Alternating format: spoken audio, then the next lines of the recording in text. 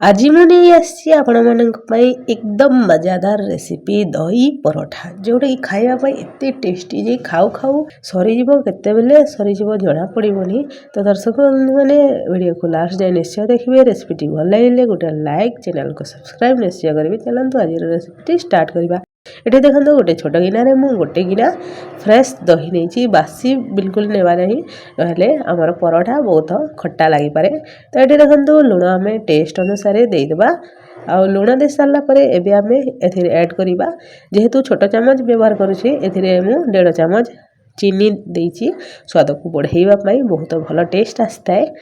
जदि आपण माने टेबल स्पून व्यवहार करुछंती ताहले आपण माने गोटे चामच व्यवहार करिबे। एठी देखंतु गोटे चामच रिफाइंड तेल व्यवहार करिछि। एबे आमे एहाकू भल भाबरे मिक्स करि देबा। तो दर्शक बंधु माने आजर रेसिपी आपण माने को जगह देखुछंती कमेंट रे निश्चय जणेबे। समस्त को धन्यवाद जणेबी। तो एठी देखंतु भल भाबरे मिक्स करि नेबा। जेहेतु आमे छोट छोट दाना चीनी व्यवहार करिछि यह बहुत जल्दी मेल्ट हो जाए। बड़ दाना वाले जदि चीनी अछि आपण माने सेहाकू ग्राइंडर जार रे टिके बाटी मध्य पारिबे। तो एठी देखंतु हमर चीनी लुण तेल सब भल भाबरे मिक्स करि नेबा। दही जो आमर रेसिपी बहुत भल एवं स्वादिष्ट सॉफ्ट तैयारी होता है खाइबा को बहुत स्वादिष्ट लगी है। तो ये देखो क्वांटिटी रे मु गोटे गिना अटा नहीं आउ अध गिना अटा नहीं। आपड़ जदि एठारे मैदा मिक्स करने चाहते ताहले गोटे गिना अटा आउ अध गिना मैदा व्यवहार करें। आम यहाँ बिना पानी दे यहाँ प्रथम चकटी चकटी नेवा। तो ये पानी व्यवहार हेब नहीं। आमर दही जिते क्वांटिटी अच्छी यही माप ठीक रही है। गोटे छोट गिना जमीती कि आमर कप रे आम नापी था मेजरिंग कप रे। तो अध कप आमर दही आ 1.5 कप आमर अटा यही मेजरमेंट रे कले आमर परोठा बहुत भल भाव तैयारी होता है। बिल्कुल भी पानी दरकार पड़ न था। तो ये देखो भल भाव आम चकटी नहीं अटा को चकटी सारापर एवं आम हाथ में हालुका तेल लगे यहाँ आहरी भल भाव आम चिकण करवा जमीती कि आमर परोठा आहरी भल भाव सॉफ्ट नरम तैयारी हेब। तो ये देखो भल भाव चकटी नहीं यहाँ आम किसी समय 10 ରୁ 15 मिनिट रेस्ट पाई छाड़ीदेवा जमीती कि आमर अटा भल भाव सेट हो। तो दर्शक बंधु मैंने आज रेसिपी टिके भी भल लगुले गोटे लाइक निश्चय करदे। आ कौठार देखुं कमेंट रे जनइबा भूलें। तो ये देखो 15 मिनिट पर आम अटा को चेक करवा। देखो केते सॉफ्ट तैयारी होती आमर अटा। एवं आम यहाँ गोला करवा। तो ये देखो बेलना रे आम यहाँ चिकण करी एहीपरि लंबा करवा। आ आपण मैंने यार क्वांटिटी बढ़ाई चाहूले बढ़ाई पारे। तो ये देखो मुझे चारि भाग भाग कर बेसी बड़ गोला करवानी। तो हाथ में यहीपरि आम गोला तैयारी करवा। जिते बेले बेसी बड़ गोला तैयारी करवा यह भल भाव तैयारी हो न थाए। जिते बेले आमर बेलना पेंडाटी बड़ रही थाए सेते बेले यह बड़ भाव आम तैयारी करि परिबा। तो ये देखो सबू गुला को आम चिकण करी तैयारी करवा। एठी यही परोठा को गोटे थर निश्चय ट्राए करेंगे। देखिए केते स्वादिष्ट लगी था ना आलू तरकारी ना चटणी मात्र चा सांगरे खाई एत स्वादिष्ट होता है। तो ये देखो गोटे गुला को मुझे अटा लगे नहीं आउ बिना अटारे तो बेली हेबनी। तो ये देखो आम बेली नेबा पूरा आम जो ये मु 4 प्रकार परोठा तैयारी करने देखी। तो ये देखो प्रथम जो आम अटा गुला नहीं से आम जिते बड़ कर से भल तैयारी हेब। तो ये देखो आमर परोठा तैयारी हो जाइए। आम जिते बड़ करें से बड़ करवा। ये देखो पूरा भल भाव बेली नहीं यहीपर बेली नेलापर एवं आम एड करवा तेल। तेल आम आपण मैंने चाहिए ये घी व्यवहार करें।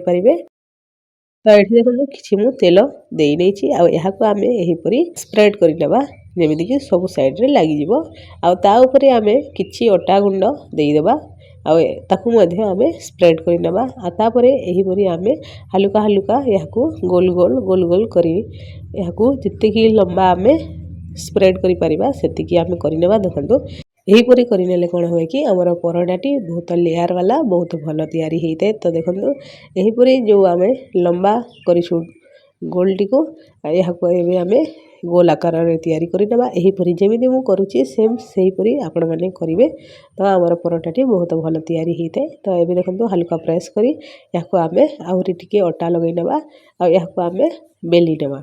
दर्शक बंधु मैंने यही शेप्रे आपण मैंने परोटाटी तैयारी करें बहुत भल तैयारी होता है।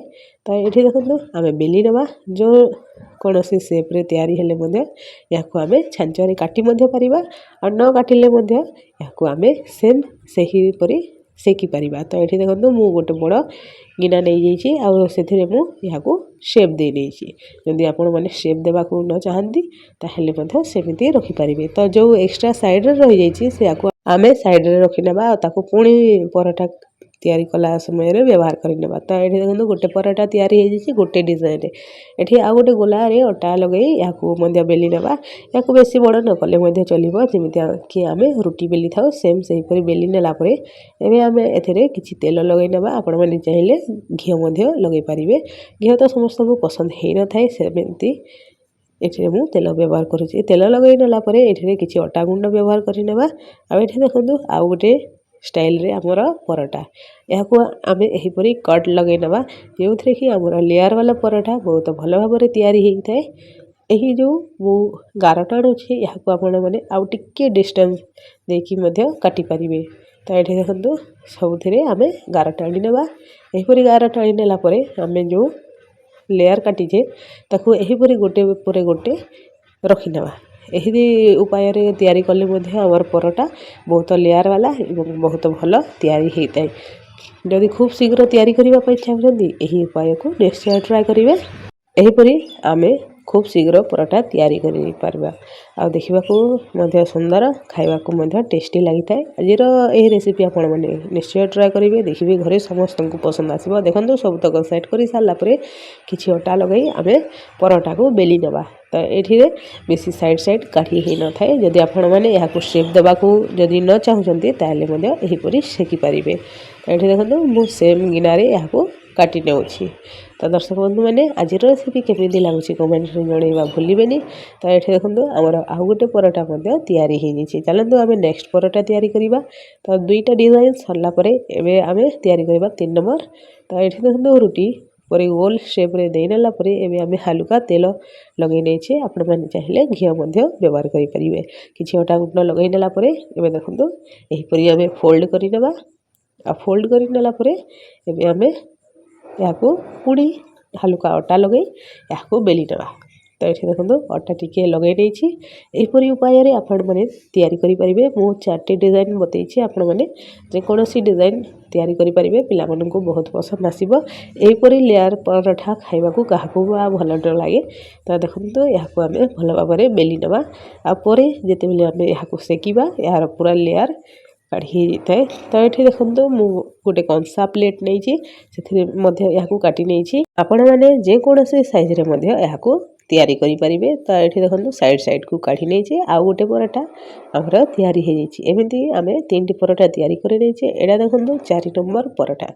तो यहीपरी आम गोल बेली नहीं पुणी सेम सबू उपाय आम सेम करवा। रोटी बेली सारा परे आम हल्का तेल लगई किछि अटा गुंड देदेबा जेमिति कि हमर लेयर गुड़िक भल भाव में खुली थाए। तो ये देखो चाकू साइजर यहीपरी आम गार काटी नेबा।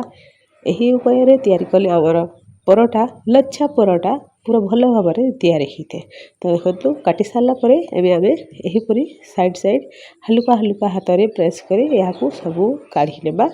आउ जिते बेले सबुतक काढ़ी आम यहीपरी यहाँ चिकड़ करनेबा। बेसी चिकड़ करवानी हल्का जमीती आमर यहीपरी गुला तैयारी हेबो सेहीपरी आम तैयारी करनेबा। देखंतु आमर 4 नंबर डिजाइन तैयारी हो जाइए। तो हल्का अटा लगे आम यहाँ बेली नेबा। तो ये देखो हल्का हल्का आम यहाँ बेली नेबा जमीती कि यार गोल शेप आसीब। आपण मैंने यहाँ हल्का हल्का बेली नेबे। तो यार शेप बिगड़ी न थाए जेकोसी परोठा सबू परोठा तो शेप बिगड़ी न थाए। तो ये देखो आमर गोल परोठा तैयारी होउची। आपण चाहिए यहाँ ट्रायंगल मध्य तैयारी करि परिबे जेमिति कि आम त्रिकोण पराठा तैयारी करि थाउ। तो ये देखो आमर 4 प्रकार पराठा सरला परे एठी मु गोटे सिंपल पराठा तैयारी कर। तो ये देखो आमर सबुतक पराठा तैयारी हो जाइए। एबे आमे याकू सेकी नेबा। तो दर्शक बंधु माने आज रेसिपी केमिति लागुछि कमेंट जणैबा बिल्कुल भी भूलिबेनी। सबुतक पराठा तैयारी कला ପରେ ଆମେ ସେକି ନେବା, ନହେଲେ ଗୋଟେ ତିଆରି କରୁଥିବା ଗୋଟେ ସେକୁଥିବା। ଏହିପରି ଉପାୟରେ ମଧ୍ୟ ଆମେ ପରଟାକୁ ସେକି ନେବା। ଯଦି ବେଶୀ ରଖିନେବା ତାହେଲେ ଏହା ଉପର ଲାଗିଯାଇଥାଏ, ଆଉ ବେଶୀ ସମୟ ରଖିଲେ ଆମର ପରଟା ଭଲ ଭାବରେ ତିଆରି ହୋଇନଥାଏ। ତ ଏଠି ଦେଖନ୍ତୁ ଗୋଟେ ପରଟା ସେକି ନେଉଛି, ଯେଉଁଟାକି ଆମେ ଲାଷ୍ଟରେ ତିଆରି କରିଥିଲା ସିମ୍ପଲ୍ ପରଟା ବିନା ଲଚ୍ଛାବାଲା। ତ ଏଠି ଦେଖନ୍ତୁ ଗୋଟେ ସାଇଡ଼୍ ହେଇଗଲା ପରେ ହାଲୁକା ସେକି ହେଇଗଲା ପରେ ହାଲୁକା ଆମେ ତେଲ ଲଗାଇ ନେବା। ଆଉ ଏହାକୁ ଆମେ ଆପଣମାନେ ଚାହିଁଲେ ଘିଅ ମଧ୍ୟ ବ୍ୟବହାର କରିପାରିବେ ଯଦି ଆପଣମାନଙ୍କୁ ପସନ୍ଦ। ତ ଦେଖନ୍ତୁ ଆଉ ଗୋଟେ ସାଇଡ଼୍ ମଧ୍ୟ ଗୋଲ୍ଡେନ୍ ବ୍ରାଉନ୍ ହେଇ ଆସିଛି, ଆମେ ସେ ପଟ ମଧ୍ୟ ଏହାକୁ ତେଲ ଲଗାଇ ନେବା। ଆଉ ସାଇଡ଼୍ ଏମିତି ଆମେ ଗଲେଇ ନେଲେ କ'ଣ ହୁଏ କି ଯେଉଁ ସାଇଡ଼୍ରେ ଥାଏ ବିଲକୁଲ ବି କଞ୍ଚା ରହିନଥାଏ। ଆଉ ଏଠି ଦେଖନ୍ତୁ ଗୋଟେ ପାତିଆ ସାହାଯ୍ୟରେ ଆମେ ଏହାକୁ ଭଲ ଭାବରେ ସେକି ନେବା, ଯେମିତିକି ଆମର ପରଟା ଭଲ ଭାବରେ ସେକି ହେଇଯିବ, ବିଲକୁଲ ବି କଞ୍ଚା ରହିବନି। ତ ଏହିପରି ଓଲଟ ପାଲଟ କରି ଆପଣମାନେ ଚାହିଁଲେ ବେଶୀ ଗୋଲ୍ଡେନ୍ ବ୍ରାଉନ୍ କରିବେ, ନହେଲେ କମ୍ ଗୋଲ୍ଡେନ୍ ବ୍ରାଉନ୍ରେ ମଧ୍ୟ ଏହା ତିଆରି ହୋଇଯାଇଥାଏ। ତ ଏହିପରି ଆମେ ଭଲ ଭାବରେ ସେକି ନେବା, ଯେମିତିକି ଆମର ପରଟା ଖାଇବାରେ କଞ୍ଚା ନ ଲାଗିବ ଆଉ ବହୁତ ସ୍ୱାଦିଷ୍ଟ ଲାଗିବ। ତ ଏଠି ଦେଖନ୍ତୁ ଆମର ଗୋଟେ ପରଟା ସେକି ନେଇଛି ଆମେ, ଏହିପରି ଆମେ ବାକିତକ ସବୁ ପରଟାକୁ ତିଆରି କରିନେବା। ତ ଦେଖନ୍ତୁ ପୁରା ଭଲ ଭାବରେ ଗୋଲ୍ଡେନ୍ ବ୍ରାଉନ୍ ହେଇକି ଆମର ପରଟା ତିଆରି ହେଇଯାଇଛି। ଏବେ ଆମେ ନେକ୍ସଟ ଆମର ଲଚ୍ଛା ପରଟା ଯେଉଁଟାକି ଆମେ ଚାକୁ ସାଇଜରେ କାଟିକି ତିଆରି କରିଛେ ତାକୁ ମଧ୍ୟ ଆମେ ସେକି ନେବା। ଦେଖନ୍ତୁ ଏଠି ଗୋଟେ ପଟ ହେଇସାରିଲା ପରେ ଆମେ ଆଉ ଗୋଟେ ପଟରେ ଟିକେ ତେଲ ଲଗାଇ ନେବା। ଏହିପରି ଆମେ ପରଟା ସବୁ ଗୁଡ଼ିକୁ ତିଆରି କରିନେବା। ଦେଖନ୍ତୁ ଏହିପରି ଆମେ ଏଠିରେ ତେଲ ଲଗାଇ ନେଇଛେ, ଆପଣମାନେ ଯଦି ଚାହିଁବେ ଏହାକୁ ବିନା ତେଲରେ ମଧ୍ୟ ସେକିକି ତିଆରି କରିପାରିବେ। ଆଉ ଏହିପରି ଯଦି ତେଲ ଲଗାଇ ନେବା ବହୁତ ସଫ୍ଟ ଏବଂ ସ୍ୱାଦିଷ୍ଟ ତିଆରି ହୋଇଥାଏ। ତ ଯଦି ଆପଣମାନଙ୍କୁ ଟିକେ ହେଲ୍ଦି ଯଦି ପସନ୍ଦ ତ ଏହିପରି ଆପଣମାନେ ତିଆରି କରିପାରିବେ ବିନା ତେଲ ବ୍ୟବହାର କରି। ତ ଏଠି ଦେଖନ୍ତୁ ଆଉ ଗୋଟେ ସାଇଡ଼୍ ମଧ୍ୟ ମୁଁ ତେଲ ଲଗାଇ ନେଉଛି। ଆଉ ଏହିପରି ଆମେ ତେଲ ଲଗାଇ ନେଲା ପରେ ଦୁଇ ପଟ ଆମେ ଗୋଲ୍ଡେନ୍ ବ୍ରାଉନ୍ କରି ସେକି ନେବା। ତ ଦେଖନ୍ତୁ ତଳପଟ କେତେ ସୁନ୍ଦର କ୍ରିସ୍ପି ଦେଖାଯାଉଛି। ଆଉ ଏହାକୁ ଆମେ ଦେଖନ୍ତୁ ଆମର ଯେଉଁ ଲଚ୍ଛା ପରଠା ହେଇଥାଏ, ଆମେ ଏହିପରି ଆପଣମାନେ କଲେ କ'ଣ ହୁଏ କି ତା'ର ଲଚ୍ଛା ଗୁଡ଼ିକ ଖୋଲି ଯାଇଥାଏ, ଆଉ ଖାଇଲା ବେଳେ ମଧ୍ୟ ବହୁତ ଭଲ ଟେଷ୍ଟ ଆସିଥାଏ। ଆମର ତିଆରି ହେଇଯାଇଛି ଲଚ୍ଛା ପରଟା। ଏହିପରି ଆମେ ସବୁତକ ପରଟାକୁ ତିଆରି କରିନେବା। ଏହି ଯେଉଁ ଆମେ ତିଆରି କରୁଛେ ଦହି ପରଟା, ତାହା ଚାରେ ଖାଇଲେ ମଧ୍ୟ ବହୁତ ଟେଷ୍ଟି ଲାଗିଥାଏ। କୌଣସି ଚଟଣି କିମ୍ବା ତରକାରୀ ଦରକାର ପଡ଼ିନଥାଏ। ତ ଦର୍ଶକ ବନ୍ଧୁମାନେ ଆପଣମାନେ ମଧ୍ୟ ଗୋଟେ ଥର ତିଆରି କରିନେବେ। ତ ସବୁ ପରଟା ତିଆରି ହେଇସାରିଲା ପରେ ଏଠିରେ ଦେଖନ୍ତୁ ଆମେ ସର୍ଭ କରିନେବା। କେତେ ସୁନ୍ଦର କେତେ ସ୍ୱାଦିଷ୍ଟ ଦେଖାଯାଉଛି ଆମର ପରଟା ଗୁଡ଼ିକ, ଆପଣମାନେ ଦେଖିପାରୁଥିବେ କେତେ ସୁନ୍ଦର ଦେଖାଯାଉଛି, ସ୍ୱାଦିଷ୍ଟ ମଧ୍ୟ। ଆଉ ଯେଉଁ ଆମର ନର୍ମାଲ ପରଟା ଆମେ ତିଆରି କରିଛେ ତାହା ଟିକେ ବଡ଼ ତିଆରି ହେଇଛି, ଆଉ ବାକି ସବୁ ଯେଉଁ ଲଚ୍ଛା ପରଟା ଯେଉଁ ସେପ୍ରେ ଆମେ ତିଆରି କରିଛେ ପରଟା ସବୁ ଟିକେ ଛୋଟ ତିଆରି ହେଇଛି। ତ ଏଠି ଦେଖନ୍ତୁ ଆମର ପରଟା କେତେ ସଫ୍ଟ ତିଆରି ହେଇଛି, ଯେହେତୁ ଆମେ ଦହି ତେଲ ସବୁ ଭଲ ଭାବରେ ବ୍ୟବହାର କରିଛେ। ତ ଏଠି ଦେଖନ୍ତୁ ଆମର ଲଚ୍ଛା ପରଟା ସେଇଟା ମଧ୍ୟ ବହୁତ ଭଲ ଭାବରେ ସଫ୍ଟ ତିଆରି ହେଇଛି। ଲଚ୍ଛା ପରଟାକୁ ଏମିତି ମୋଡ଼ି ଦେଲେ କ'ଣ ହୁଏ, ତା'ର ଲଚ୍ଛା ଗୁଡ଼ିକ କାଢ଼ି ହେଇଯାଏ ଆଉ ବହୁତ ଭଲ ଟେଷ୍ଟ ଆସିଥାଏ, ଭଲ ଲାଗିଥାଏ। ଏହିପରି ଆମର ଲଚ୍ଛା ପରଟା କେତେ ସଫ୍ଟ ତିଆରି ହେଇଛି। ଯଦି ଆପଣମାନେ ଚାହିଁବେ ଖାଲି ଲଚ୍ଛା ପରଟା ମଧ୍ୟ ତିଆରି କରି ଖାଇପାରିବେ, ବହୁତ ସ୍ୱାଦିଷ୍ଟ ତିଆରି ହେଇଥାଏ। ଦେଖନ୍ତୁ ତା'ର ଲଚ୍ଛା ଗୁଡ଼ିକ କେମିତି ଖୋଲି ଯାଉଛି। ଏହିପରି ଉପାୟରେ ଆପଣମାନେ ତିଆରି କରନ୍ତୁ, ଦେଖିବେ ଘରେ ସମସ୍ତଙ୍କୁ ଖୁବ୍ ପସନ୍ଦ ଆସିଥାଏ। ଏହି ପରଟାକୁ ଆପଣ କୌଣସି ଚଟଣି କିମ୍ବା ତରକାରୀରେ ମଧ୍ୟ ଖାଇପାରିବେ। ଏହି ପରଟାଟି ଚା ସାଙ୍ଗରେ ଖାଇଲେ ମଧ୍ୟ ବହୁତ ସ୍ୱାଦିଷ୍ଟ ଲାଗିଥାଏ। ତ ଗୋଟେ ଥର ନିଶ୍ଚୟ ଟ୍ରାଏ କରିବେ ଆଉ କମେଣ୍ଟରେ ଜଣାଇବେ। ଆଜିର ରେସିପି ଟିକେ ବି ଭଲ ଲାଗିଥିଲେ ଗୋଟେ ଲାଇକ୍ କରିବା ଭୁଲିବେନି, ଚ୍ୟାନେଲକୁ ସବସ୍କ୍ରାଇବ୍ କରିନେବେ ଏହିପରି ନୂଆ ନୂଆ ରେସିପିର ନୋଟିଫିକେସନ୍ ପାଇବା ପାଇଁ। ପୁଣି ଦେଖା ହେବା ଗୋଟେ ନୂଆ ରେସିପିରେ। ନମସ୍କାର, ଜୟ ଜଗନ୍ନାଥ।